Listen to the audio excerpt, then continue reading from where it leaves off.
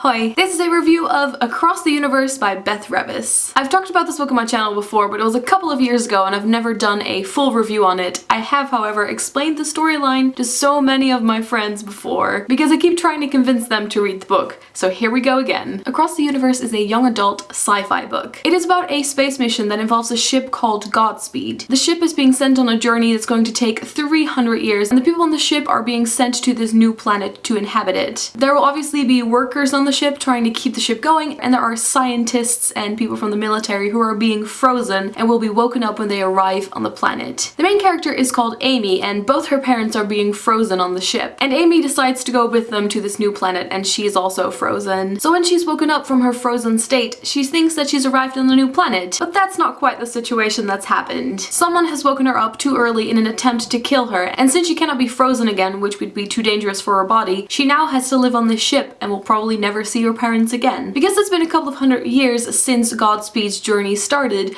a lot of things have changed on the ship. The other main character is called Elder, and he is the future leader of the ship. The ship has a system where there is always an elder and an eldest. The eldest is the leader of the ship, and he trains Elder to become the future leader. Elder is still being trained, and he has a lot to discover about how the society works and how people are running the ship. Because it's been such a long time that all these people have been living on this ship, and it's this very small community of people, they've all ended up kind of looking the same, with the darker skin, dark brown eyes, dark brown hair. And when Amy is woken up for the first time, they see someone who looks different, because Amy is very pale and has long red hair. Not only does she have to come to terms with the fact that she's never going to see her parents again, but she now has to live in this world where the people aren't exactly acting like normal people. She is the odd one out, and not just because of the way she looks. Also, you can imagine what Elder thinks when he sees her for the first time. And now that this has all been set into motion, it is up to Amy and Elder to delve into the history of the ship and figure out what the hell is going on. That was a really long explanation, but that's only the beginning of the story. First of all, I want to show you guys this gorgeous cover that is not only pretty from the outside, but the inside of the cover is a blueprint of the ship, and it very much reminded me of Firefly. The structure of the book is basically one short chapter from Amy's point of view and then one short chapter from Elder's point of view, and that switches quite frequently, so technically we have two protagonists. I think the writing on the series is pretty okay. It's super fast to read. There are some interesting stylistic things. The author plays around with some of the spacing of the sentences and words for specific situations. One of the first things you get to read is Amy in her frozen state. That was pretty terrifying, and in those scenes the writing was basically just all over the pages, which I think might have been some of the strongest chapters in the book. Also, if there's one thing that kind of stands out from this book series, is that there are constant revelations. Every couple of chapters, your view of what you thought this world was is shattered. I think the kind of setting is very cinematic. I've always thought that this book would make an excellent movie. I feel like the main character should be played by Molly Quinn, who plays Alexis in Castle, and I'm pretty sure I'm not the only person who thinks that. I think the characters are kind of in the middle for me. They're not like super flat and boring, but they're also not the most well-developed characters. There are some really interesting side characters though, that it's very easy to imagine what they look like. The descriptions of that are really good, because sometimes I can read an entire book and all I have of that character is a name. And because it is sci-fi and dystopian, once again it's one of these books where you are forced to look at our society through the eyes of a different society. Amy has to explain what our world was like to someone who doesn't know anything about it. It doesn't matter how you try to explain it, it always sounds pretty bad. It's kind of like what you would read in Uglies or Divergent. The people who are living on the ship are being taught this different history lesson. You know, your typical dystopian government manipulation. There's lots of fun technology on the ship. They have chutes that they use to travel through, and they all have Wicoms built into their ears they can use to communicate with each other. They even have their own words and swear words, for example, frex. There was one that kind of caught me off guard though, which is shite, which just sounds British and very out of place. I wonder if that's just something that the editor didn't notice. And finally, I want to say something about a movie that I watched a while ago, which is called Aeon Flux. The story of that movie is so similar to Across the Universe that I actually caught on way too early to some of the secrets in the book, which is kind of a shame. So if you've seen that movie or you have a lot of background in sci-fi and dystopian, you're probably not going to be that surprised. I will put a link to the Aeon Flux trailer in the description. Don't watch it if you're planning on reading this book, but if you've already read the book, it might be an interesting comparison. I give this book 5 stars because I absolutely love it. I love the setting, I love the story, and the fact that there's kind of so much more to discover in the next books. I've also given this as birthday presents to several people, so I can highly recommend it. I hope you enjoyed this book review. In the comments you can let me know if you've read it before or if you're planning on reading it, and I will see you guys later. Doei! Don't forget to vote for my video in the biggest, baddest bucket list competition. You can vote 5 times a day and all the information is in the description.